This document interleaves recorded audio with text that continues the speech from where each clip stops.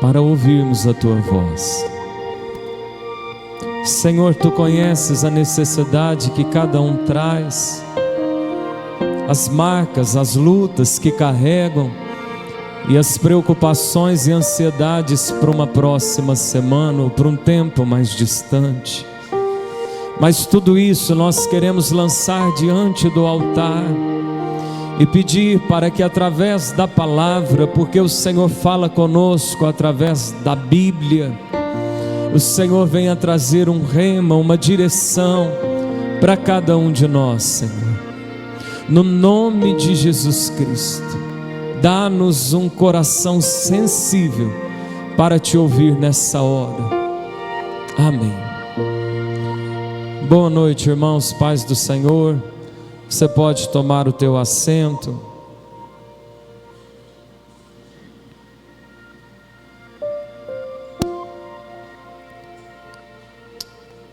Enquanto você vai se assentando, pegue a sua Bíblia e abra comigo no livro de Salmos. Salmos geralmente fica no meio da Bíblia. Nós vamos abrir no capítulo 100. Salmos capítulo 100, versículo 5.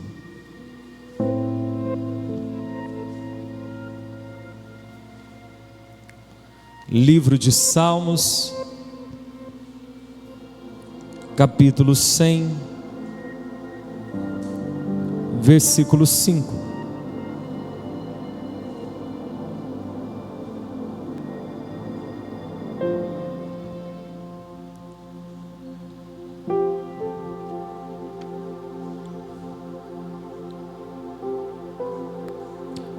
Se você achou, diga eu achei. A partir desse momento, não converse com mais ninguém, para que apenas o Senhor fale conosco. Versículo 5 está registrado: porque o Senhor é bom, e eterna a sua misericórdia, e a sua verdade ou a sua fidelidade se estende, dura de geração em geração. Repita comigo: porque o Senhor é bom, a sua misericórdia dura para sempre, e a sua fidelidade se estende de geração em geração. Feche a sua Bíblia, olha aqui para o altar.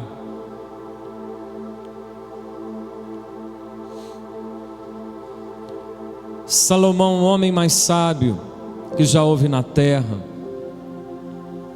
no final da sua vida ele vai deixar um recado aos jovens.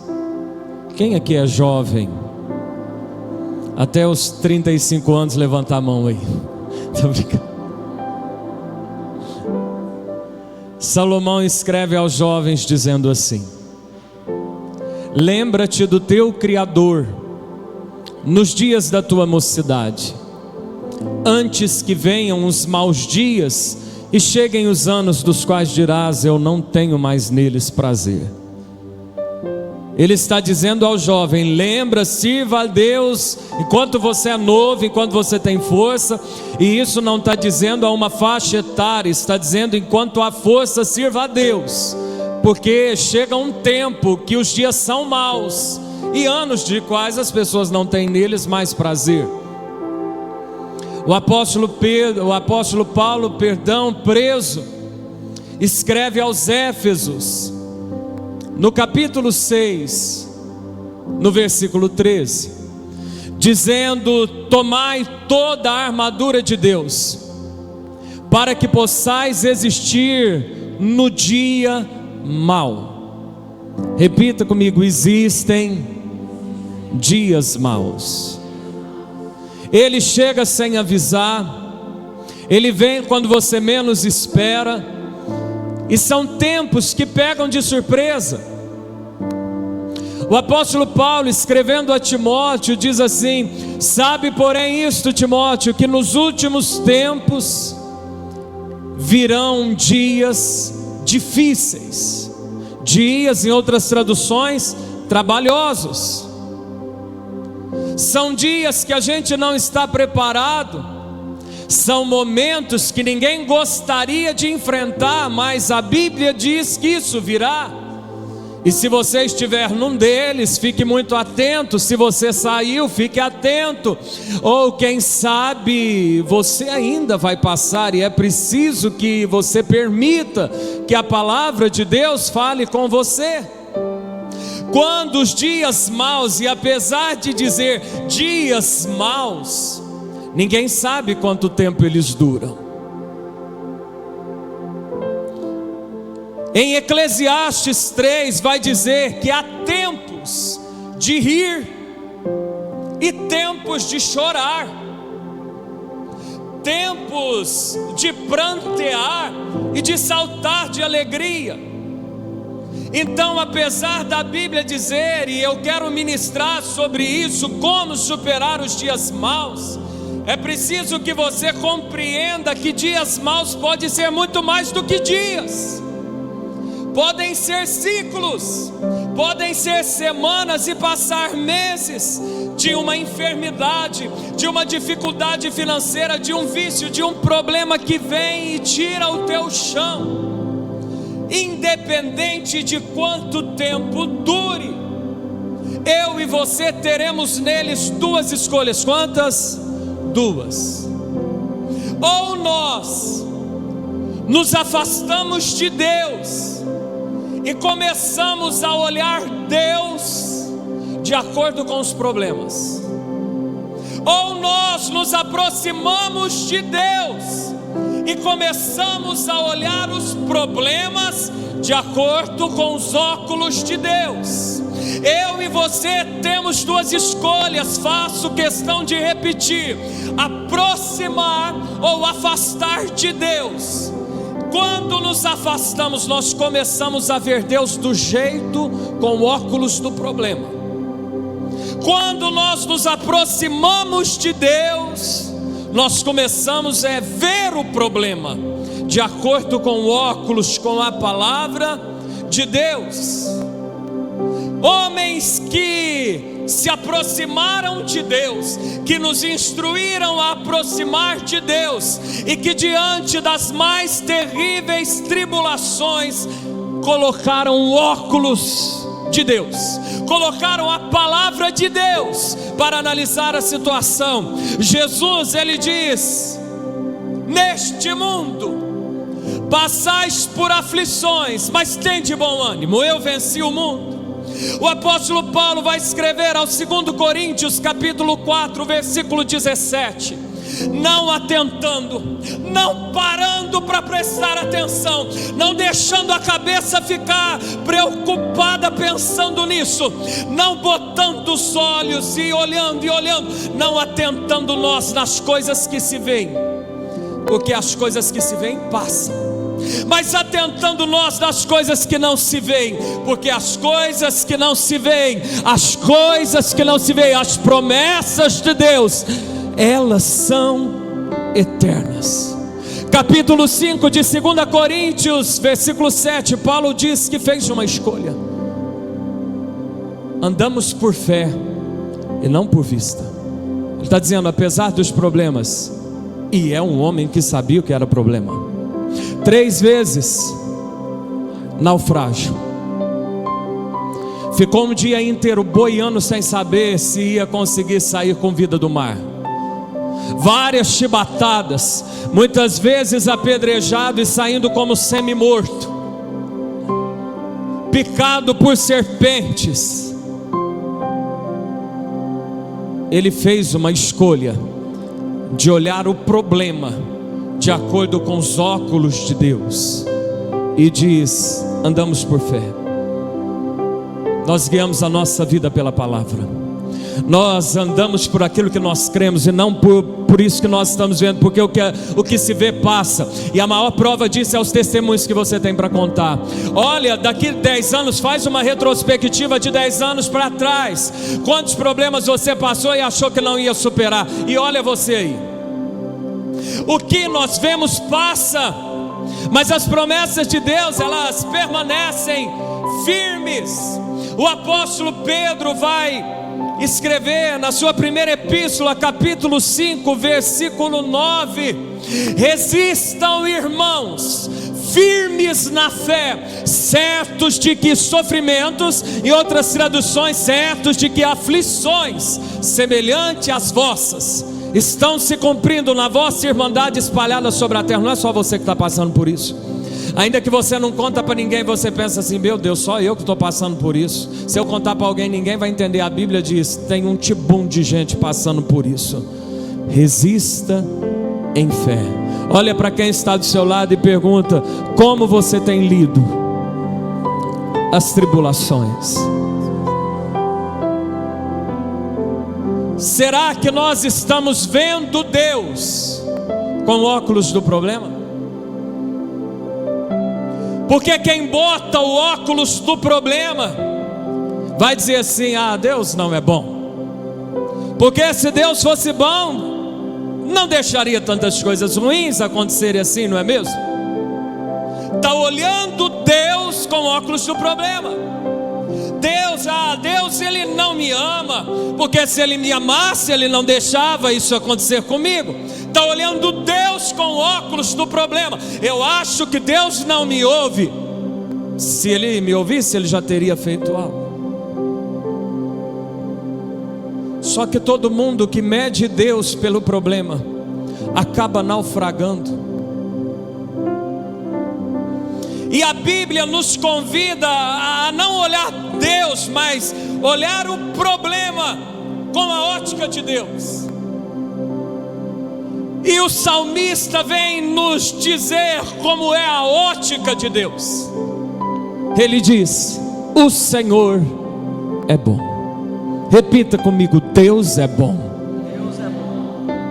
Eu e você precisamos olhar tudo o que passamos, tudo o que porventura estivemos enfrentando ou que ainda viemos a enfrentar, com essa verdade: Deus é bom. Como que eu vou acreditar nisso? Se isso fosse mentira, qualquer mentira acaba em pouco tempo. Mentira, como se diz aí, tem perna curta. Essa palavra não estaria mantida de pé depois de tantos milênios se isso não fosse verdade. Essa palavra é a verdade. Deus é bom. Por que que eu sei que Deus é bom? Porque para nos resgatar, Ele deu o melhor que Ele tinha: Jesus.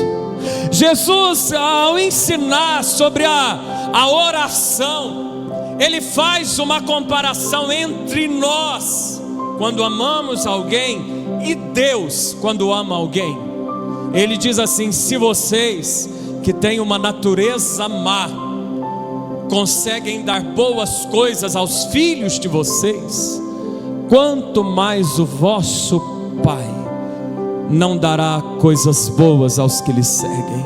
Repita comigo: Deus é bom. Às vezes não veremos de imediato, porque porventura estamos numa prova dentro de um propósito divino. José, vendido pelos irmãos, José para na casa de Potifar, caluniado de tentativa de estupro, vai parar numa cadeia. Parece que o Deus dele não era bom, até que se cumpra. A Bíblia vai dizer no livro de Salmo: até que a palavra de Deus provou José. Todo tempo de luta tem Deus e um relógio te provando. Tem um tempo de provação na terra. Essa luta não permanece para sempre. Não tem gigante ou dificuldade que vai ficar te ameaçando ou amedrontando por muito tempo. Depois que a palavra provou José, a Bíblia diz que numa noite Deus faz alguém perder o sono. Aquele homem que perde o sono vai precisar de algo que apenas o prisioneiro José tem. Aquele homem é posto como a segunda maior autoridade do Egito, recebe uma esposa, recebe riqueza, em pouco tempo tem 2 filhos, e ele poderia dizer: Deus é bom. Eu posso dizer: Deus é bom, ainda que a circunstância não seja boa, porque a circunstância passa, mas a bondade de Deus, ela permanece para sempre. A ótica de Deus me diz que Ele é bom e a sua misericórdia dura para sempre. O que é misericórdia? Misericórdia é um termo de monarquias antigas, um termo histórico. Quando tem um rei que ele vai condenar algumas pessoas realmente culpadas, e ele assina um documento de clemência, de misericórdia, e diz assim: está todo mundo perdoado. A misericórdia de Deus é que você não vai pagar por tudo que você faz, senão você já teria sido destruído. A misericórdia de Deus é aquilo que Davi diz: Ele conhece a tua estrutura, sabe que você é pó. A misericórdia de Deus, quando Jeremias está vendo uma grande, terrível destruição, é o que lhe faz dizer: o que me dá esperança num tempo desafiador como esse, é que a misericórdia de Deus não tem fim, ela se renova a cada manhã. Misericórdia, misericórdia é o que acontece com o ladrão da cruz. Está Jesus, um malfeitor do lado, um malfeitor do outro. O desse lado começa a zombar de Jesus. O que está aqui diz assim: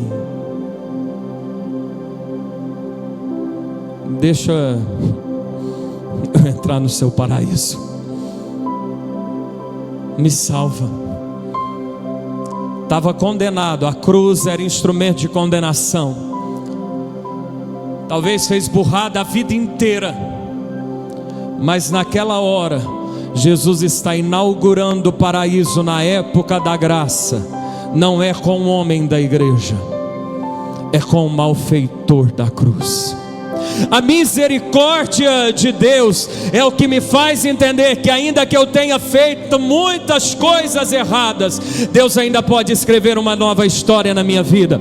Ainda que eu possa ter pecado demais, uma ficha corrida enorme, Deus ainda pode mudar a história da minha vida. Eu não sei se você chega aqui se sentindo culpado, condenado por muitas coisas. O óculos de Deus para essa situação é que a misericórdia dele vai te acompanhar todos os dias da tua vida. Te acompanha hoje porque você está na igreja, te acompanha antes quando você não estava. Ela vai te acompanhar porque ela não mede pelo que nós fazemos, mede porque Deus é misericordioso. A misericórdia do Senhor, ela dura para sempre. E a sua fidelidade, ou a sua verdade, porque a palavra verdade significa fiel, e a sua fidelidade se estende de geração em geração. A Bíblia diz que ainda que eu e você sejamos infiéis, e vamos ser verdade, quantas vezes nós somos infiéis a Deus, fiéis às pessoas. A natureza humana é tão infiel que já faz um contrato com uma cláusula para quebrar o contrato. Já faz pacto disposto a ser infiel no pacto. A Bíblia diz que ainda que a gente seja assim, isso não vai mudar Deus. Deus vai permanecer fiel a todo tempo. E a fidelidade de Deus é o que deve motivar eu e você a prosseguirmos. A Bíblia vai dizer em Josué capítulo 21, versículo de número 45, é como se fosse um testemunho de alguém que viu Deus prometendo alguma coisa, alguém que viu muitos morrendo e não entrando por serem incrédulos, e que permaneceu firme, acreditando numa coisa que parecia que não era tão verdade assim. E esse homem, depois que tudo acontece, ele diz assim: nenhuma das boas palavras que o Senhor falou a respeito de Israel se frustrou. Em outras traduções, nenhuma das boas promessas de Deus caiu por terra, todas elas se cumprirão. Deus, Ele é fiel, e se Ele te prometeu algo, Ele vai mudar cenário, Ele vai soprar vento, Ele vai mexer em quebra-cabeça para te abençoar. Se preciso for, faz Faraó perder sono. Se preciso for, faz o rei de Daniel, de Nabucodonosor, não dormir naquela época em Babilônia. Se preciso for, alguém não dorme para você dormir com um leão, para na manhã seguinte só cumprir promessa na sua vida. Deus é fiel, e a sua fidelidade se estende.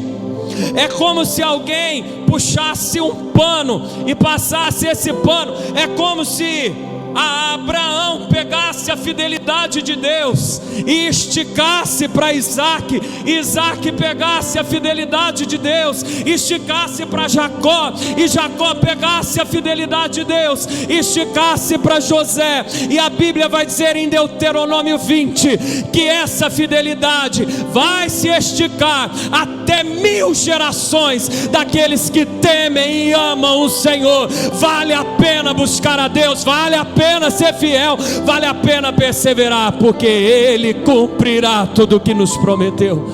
Esse é o óculos de Deus. Pare de analisar Deus pelo problema.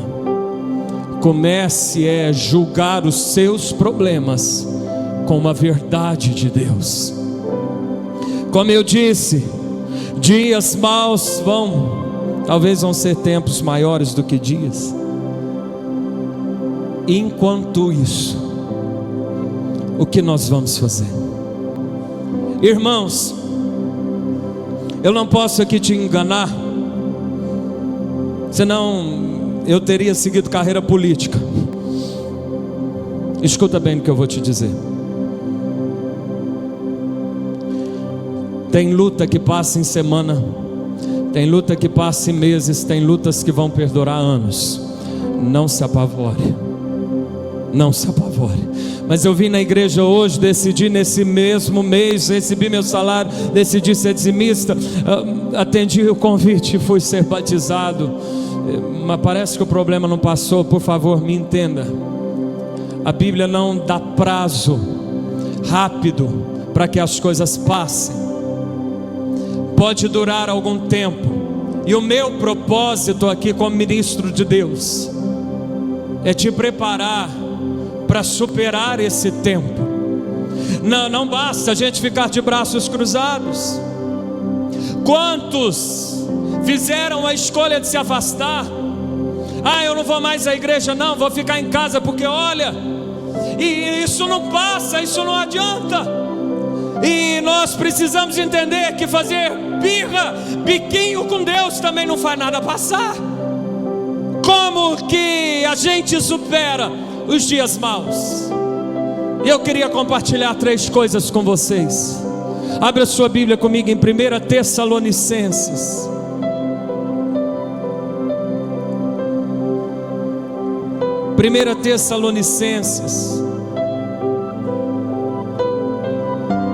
Capítulo 5, versículo 18.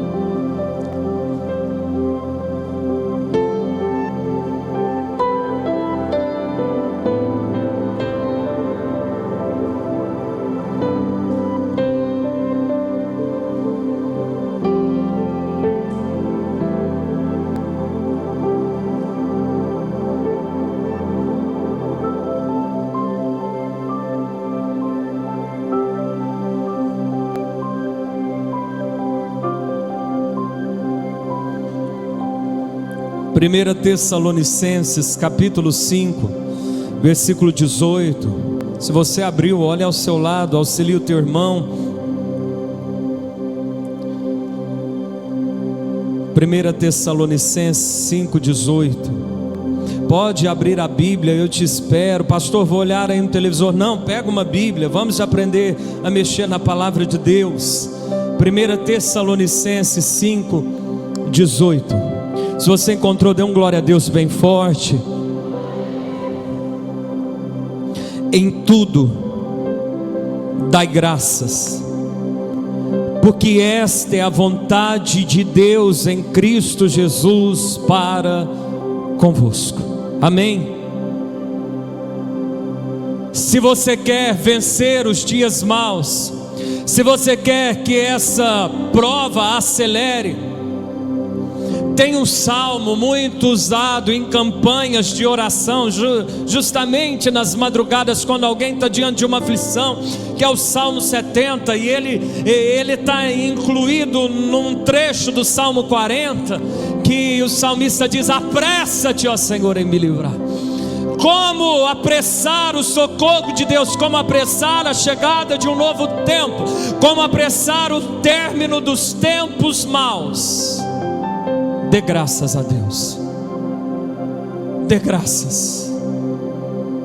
Essa é a vontade de Deus. É como se Deus, irmão, é como se Deus se assentasse, cruzasse as pernas e visse você passando por isso, e Deus está dentro dele, querendo ver se é possível sair gratidão da sua boca nessa situação. É a vontade de Deus, é porque é a expectativa de Deus, é porque Deus está esperando, Deus está torcendo, Deus está querendo que saia ação de graças da sua vida. E a Bíblia diz: em tudo dai graças. É claro que você não vai dizer assim: Jesus, muito obrigado porque hoje eu fui demitido. Jesus, muito obrigado por essa doença, não pensava que podia vir algo tão bom assim. Não, ninguém vai dar graças pelo problema, mas você pode dar graças a Deus em meio e apesar desse problema. Eu vou te dar um exemplo. Alguns irmãos aqui empreendedores, na época da epidemia, alguns irmãos autônomos que já não podiam ir na casa dos outros trabalhar, época de epidemia, com o coração aflito, como vai se manter agora? E testemunharam depois que foi a época em que mais prosperaram. Você não sabe o que Deus é capaz de fazer num tempo difícil na sua vida. Você não sabe o que Deus é capaz de inverter num tempo desafiador na sua vida. Dê graças porque você não está entendendo o que Deus está fazendo. Em tudo dai graças. E é o que Paulo escreve, dizendo assim: eu aprendi a viver contente em toda e qualquer situação. Aprendi a ser honrado, aprendi a ser humilhado, aprendi a viver na fartura, aprendi a viver na escassez. Sabe de uma coisa?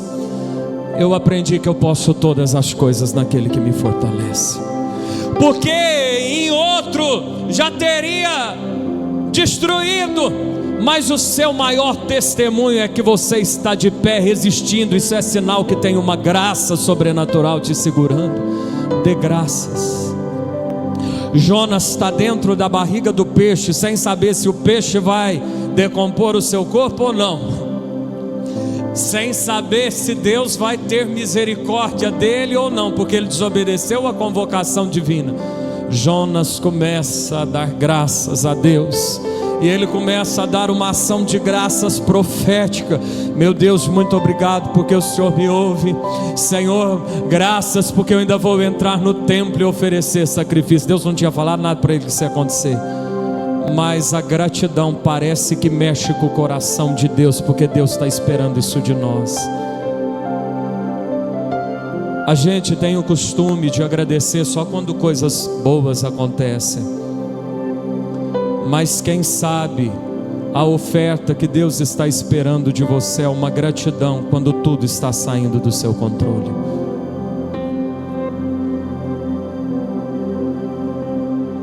Ofereça a Deus como oferta não apenas a sua alegria, ofereça a Deus como oferta também a sua tristeza. Ofereça a Deus como oferta os tempos bons, mas ofereça a Deus também como oferta os dias maus. Por que não foi na igreja? Eu estava tão triste. Será que essa tristeza não seria a melhor oferta daquele culto para Deus aquela noite? Estava muito cansado, muito desanimado, todo desiludido. Será que isso não seria a melhor oferta que Deus estava aguardando de alguém naquela noite? Repita comigo: o dia mau, ele passa com mais pressa quando eu ofereço ação de graças. Oferece ação de graças. Senhor, obrigado porque esse tempo já está acabando. Senhor, obrigado porque alguma coisa que eu não estou entendendo, o Senhor está me ensinando. Senhor, obrigado porque apesar de tudo, o Senhor está comigo. Senhor, obrigado. E você vai agradecendo, o Espírito Santo vai colocando ação de graças nos seus lábios. Quem está me entendendo, diga amém. Abra comigo a sua Bíblia em Isaías capítulo 41. Isaías capítulo 41, versículo 6.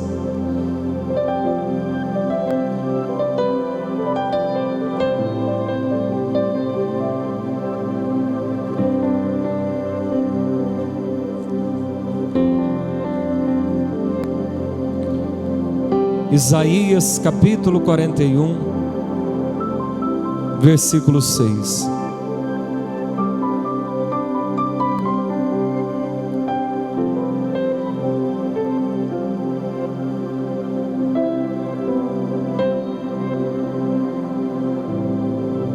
Quem achou, diga amém. A Bíblia diz: um ao outro ajudou, e ao seu próximo disse: esforça-te, seja firme. Amém.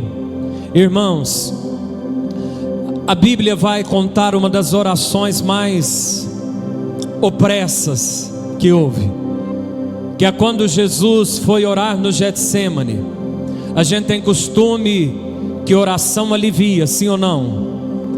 Sim ou não? Quando você ora, alivia, sim ou não? Mas Jesus, ele vai orar e ele começa a angustiar. E Jesus ora mais um pouco e ele vai ficando triste. Jesus estava numa prova de Deus. Tinha alguns amigos com Jesus ali no Getsêmani, Pedro, Tiago e João. A Bíblia vai dizer que eles dormem. Aqueles homens eram muito cansados, uma natureza de pescador que já acorda de madrugada. Mas a Bíblia diz que até quando eles iam comer, chegava a multidão. Então para de comer e vamos atender o povo. Mas a Bíblia vai dizer que agora eles não estão cansados. Não é uma exaustão de cansaço que os leva a dormir, é uma tristeza. Você já viu alguém dormir de tristeza? A Bíblia diz que os discípulos de Jesus estão dormindo de tristeza. Jesus sabia que ia passar por aquilo. Ele até disse: se possível afasta de mim esse sofrimento, mas não seja feita a minha, senão somente a tua. Apesar daquilo, Jesus escolheu levar gente com ele. Repita comigo: é melhor ter alguém perto do que viver isolado. Escuta bem o que eu estou te dizendo. Vai ter coisa que você vai ter que passar, e não vai ter ninguém para botar a mão e te socorrer como outras vezes. Mas até nisso é melhor passar com gente perto do que passar sozinho.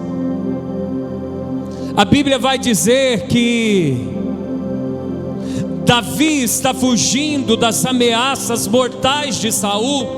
Ele corre, e quem foge, irmão, está tentando salvar a vida, mas está corroído de medo e pavor. E a Bíblia vai dizer que chega Jonatas, filho do perseguidor, que era amigo de Davi, e lhe fortalece a confiança em Deus. Olha para quem está do seu lado, olha para ele, olha aí, olha no olho desse irmão e pergunta assim: quem é que fortalece a sua confiança em Deus quando você está cansado? Por isso que a Bíblia nos diz aqui: um ao outro ajudou, e ao seu próximo disse: esforça-te. Irmãos, se nós quisermos ver os dias maus passarem com mais fluidez, dê ação de graça. Repita comigo: ação de graças. Segunda coisa, repita comigo: eu preciso aproveitar a comunhão. Participe de uma casa de oração. Marca com algum irmão um café para você desabafar um pouco. Chame alguém para ir na sua casa orar com você. Crie amizade com alguém. Ah, eu não confio em ninguém. Isso é tudo desculpa para andar no pecado. Isso é tudo desculpa. Porque toda pessoa que cai no pecado começou a menosprezar os falhos irmãos da igreja. Os irmãos da igreja são falhos, mas são uma bênção para ajudar uns aos outros quando nós precisamos. Aproveita a comunhão, porque uma pessoa sozinha é uma presa fácil nas mãos do inimigo. Amém? Irmãos, para terminar, abra comigo a sua Bíblia no Evangelho de Mateus, capítulo 6. Mateus capítulo 6, versículo 33.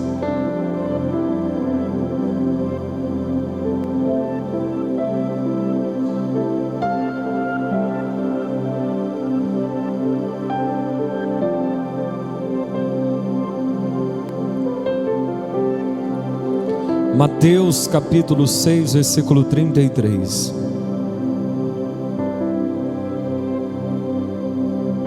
Quem achou, diga aleluia. Mas buscai primeiro o reino de Deus e a sua justiça, e todas estas coisas vos serão acrescentadas. Amém? Repita comigo: ação de graças, comunhão e servir a Deus. Escuta bem, já estou terminando, não se distrai, olha aqui para mim. Tem um mundo de gente preocupado, ansioso: o que vamos comer, o que vamos beber, com o que vamos vestir. Não é porque tinha um guarda-roupa enorme, como muitas vezes você tem, ou aquele tanto de sapato para escolher qual você vai no culto. Não é uma preocupação dessa. É aquela preocupação assim: será que vai pescar e amanhã vai ter comida? É uma questão de sobrevivência, as preocupações de Mateus 6. Só que Jesus diz: vocês andando tão preocupados assim, vocês não conseguem mudar nada na sua vida. Quem já dormiu a noite inteira preocupado, na verdade não dormiu, acordado a noite inteira preocupado, o que resolveu na manhã seguinte? Nada, estava com olheira, mais cansado, sem ver solução alguma, porque ficou esgotado. Preocupação não resolve. Jesus, é como se Jesus dissesse assim: vocês estão vendo que andar preocupado não está virando nada, eu vou ensinar um segredo para vocês. Esquece tudo que você está passando, porque não está adiantando. Para de correr por causa da vida de vocês, porque não está adiantando nada. Ponham em primeiro lugar o reino de Deus. Vai fazer a vontade de Deus, vai cumprir o chamado de Deus na sua vida, vai obedecer a Deus, vai fazer a obra de Deus. E aí depois você vai ver que tudo que você vinha precisando vai ser acrescentado na sua vida. Vou te dar 2 exemplos.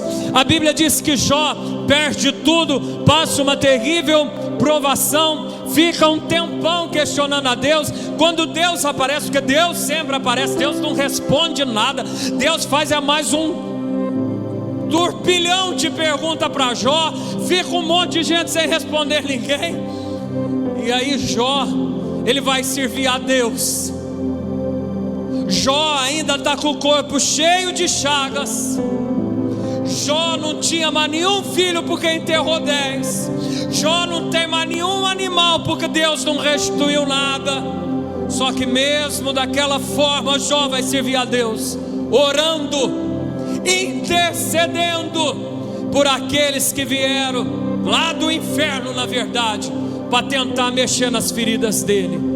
A Bíblia diz em Jó 42, versículo 10, que virou o Senhor o cativeiro de Jó. Em outra tradução, mudou o Senhor a sorte de Jó, quando este orava pelos seus amigos, e restituiu-lhe o dobro de tudo quanto antes possuía.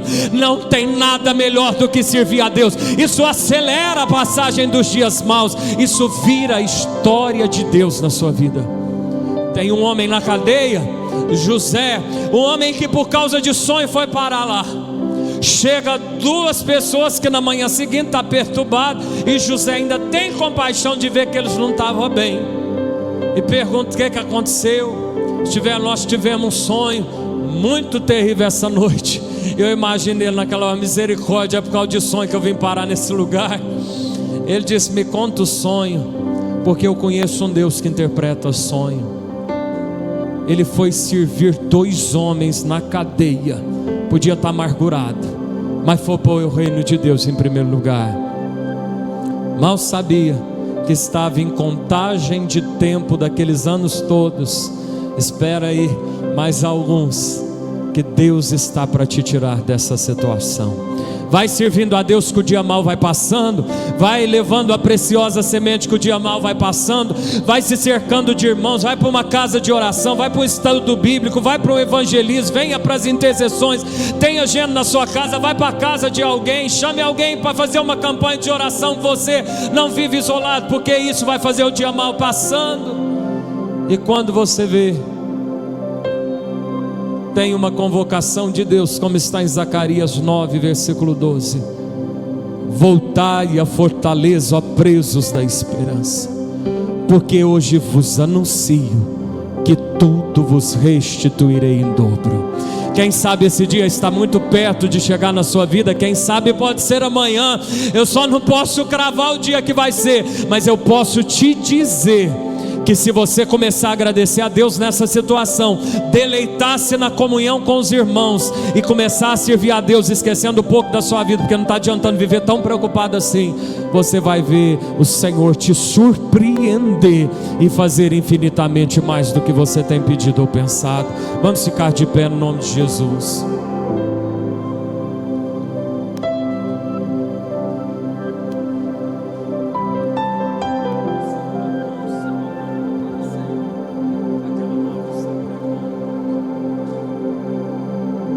Feche os teus olhos, curve a sua cabeça.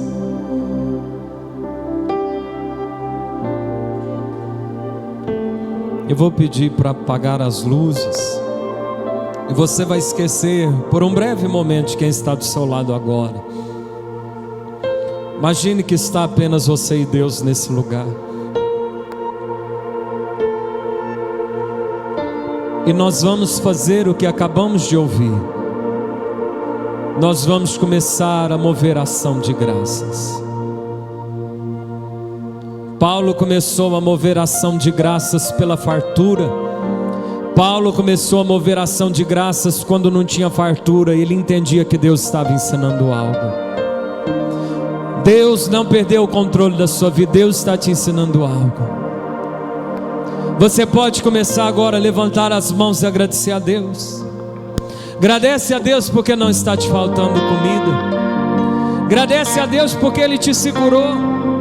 Agradece a Deus porque hoje você levantou com vida. Agradece a Deus porque você é salvo. Agradece a Deus porque Ele tem te dado força para trabalhar. Agradece a Deus porque em meio aos problemas você tem o que muita gente gostaria de ter. Oh, nós te agradecemos, Senhor. Nós movemos a Ti, Senhor. Agradeça a Deus pelas aflições, porque elas estão te ensinando a companhia do Espírito Santo. Agradeça a Deus porque em meio às angústias Ele não tem soltado a sua mão. Agradeça a Deus porque ainda que o seu pai e a sua mãe te desampararam, Davi, o Senhor ainda te acolhe.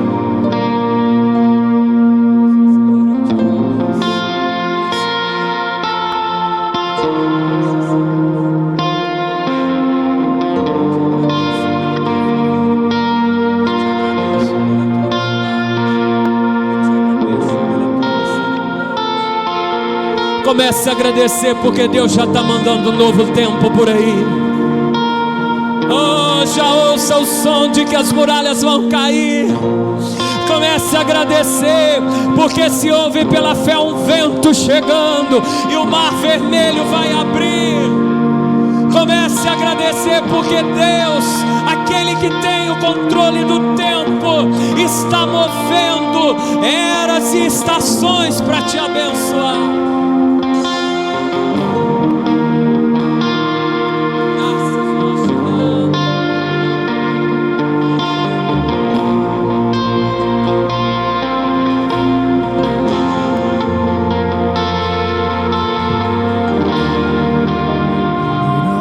Muralhas cairão.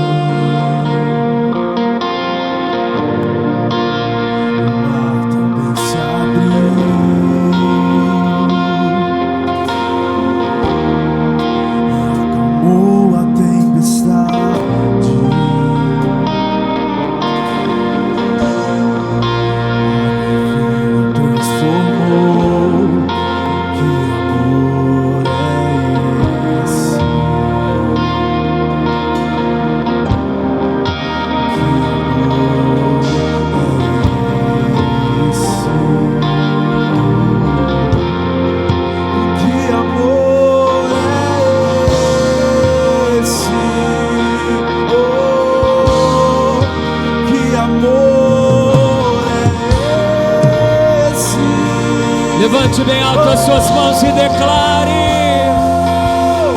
o Senhor é bom,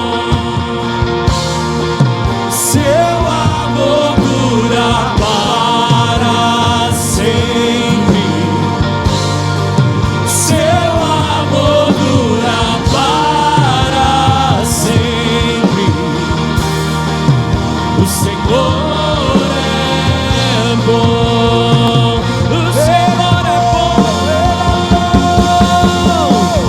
O Senhor é bom, seu amor dura para sempre, seu amor dura para sempre. O Senhor é bom. Coloque a mão sobre a sua cabeça. Diga assim: eu trago à minha memória aquilo que me dá esperança. As misericórdias do Senhor, elas se renovam a cada manhã, elas não têm fim. Grande é a tua fidelidade. Com a mão na cabeça, agora em silêncio, de olhos fechados, você vai começar a fazer uma retrospectiva. Você vai trazer à tua memória as enrascadas de que Deus te livrou. Você vai trazer à tua memória as orações que Deus respondeu. Começa só a lembrar. Lembra os testemunhos que você poderia muito bem contar do favor de Deus. Volta lá na sua infância, quem sabe nem era para você estar aqui. Olha para essa epidemia, por que você ficou? Quantos teriam tombado se passassem situações que você passou? E o que é que te faz permanecer de pé se não for a misericórdia de Deus?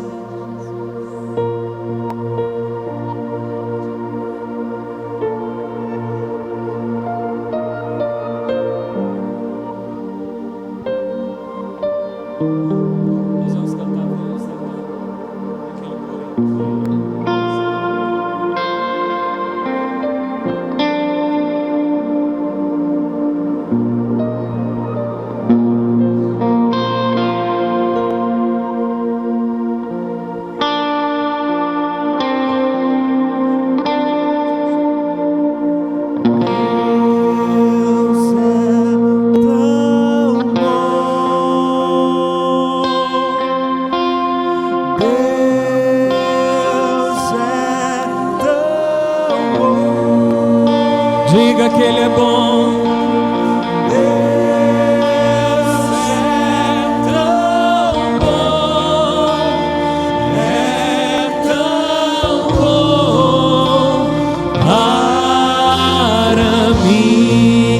Com as mãos lá em cima dizendo: Deus é tão bom, aleluia. Deus é tão bom, aleluia. Deus é tão bom, é tão bom para mim. Deus é tão bom, aleluia. Deus é tão bom, aleluia. Deus é tão bom, é tão bom para mim.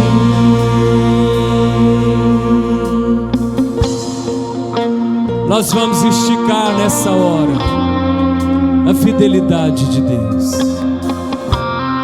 A misericórdia fala de coisas do passado e do presente. A fidelidade fala de promessas futuras. Você vai erguer as suas mãos bem alto. Você vai começar a sonhar o teu futuro. Deus te fez alguma promessa? Na Bíblia tem quase 8.000. Comece a se ver curado. Comece a ver a tua família salva, batizada, servindo a Deus. Comece a ver a tua empresa prosperando, uma porta de emprego se abrindo. Comece a ver Deus trazendo milagres nas suas necessidades. Enquanto você vai vendo, você vai declarar, você vai profetizar o seu futuro. Comece a abrir a boca e diga: eu vejo portas de emprego se abrir, eu já me vejo curado, eu já me vejo liberto, eu já vejo a minha casa salva, eu já vejo essas contas pagas.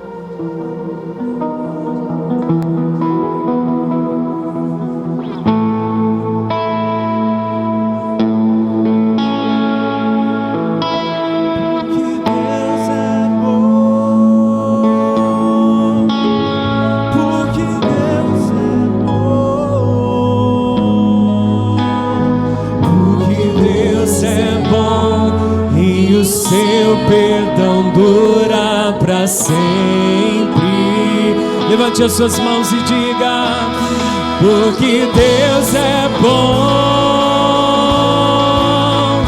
porque Deus é bom, porque Deus é bom e o seu perdão dura para sempre. Porque Deus é bom, porque Deus é bom.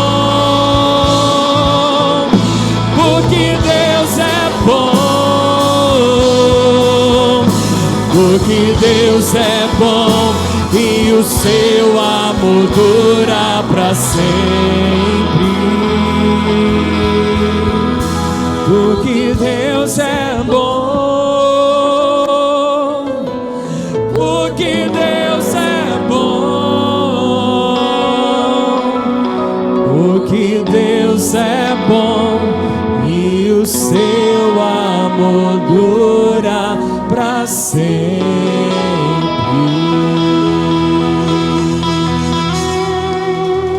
Aleluia, aleluia, aleluia. Deus é tão bom. Deus é muito bom. Olha, tantas coisas que não tem te faltado. Deus é muito bom. Ele te deu a salvação. E a Bíblia diz que as aflições do tempo presente, elas não se comparam com a glória que em nós há de ser revelada. Deus é muito bom. Ele enviou o seu Espírito Santo para nos ajudar. Ele tem nos mantido a cada novo amanhecer. Aleluia, aleluia. Pode acender a luz. Aleluia. Quando nós vemos com a ótica de Deus, no Salmo 100, Deus é bom, a sua misericórdia dura para sempre, de geração em geração a sua fidelidade. A gente entende o versículo 1 do Salmo 100, celebrai com júbilo ao Senhor. A gente entende o versículo 2, sirva a Deus com alegria. A gente entende o versículo 3, que diz: nós somos ovelha do seu pasto, nós somos dele. Quando nós entendemos que ele nos criou para o seu louvor, tudo é dele. Nós vamos servi-lo de outra maneira, nós vamos celebrá-lo de outra forma. Agradeça através de louvores no seu carro, indo para o trabalho, dentro de casa. Talvez você não esteja vendo nada, mas vai agradecendo, e isso vai puxar a fidelidade dele lá para sua casa, lá para sua empresa, lá para sua faculdade, lá para sua escola. Amém. Irmão, só um recado, pode permanecer como você está em pé. Amanhã nós temos aqui o estudo da palavra, a escola da palavra, segunda-feira, das 8 às 9, é um ensinamento aprofundado. Traga a agenda, Bíblia. Das 7 às 8 nós temos um período de oração, venha orar conosco. Oração é o que muda cenários. Quinta-feira nós encerramos a nossa campanha Propósito e Destino. Não falte. Irmão, não tem culto mais importante que o outro, de domingo ou do meio de semana. De domingo é o dia do Senhor, mas do meio da semana é porque a nossa fé ela é gasta. Combustível de carro gasta, a pessoa volta no posto, e o nosso posto no meio de semana é a igreja. E nós temos um convite aí do encontro de jovens, né? Pode fazer então. Irmãos, a paz do Senhor. Nos dias 3, 4 e 5 de abril nós vamos ter o nosso encontro de jovens ali na PAI, perto da CDD. A inscrição é apenas R$80, é incluso o jantar de sexta-feira, café da manhã, almoço e janta no sábado, café da manhã e almoço no domingo. Deus vai derramar muitas bênçãos sobre os jovens. Então você que é jovem, eu já te lanço esse convite, convide também o seu amigo. Você que é pai de um jovem, incentive ele a estar com a gente, amém? Paz do Senhor, Deus abençoe a todos.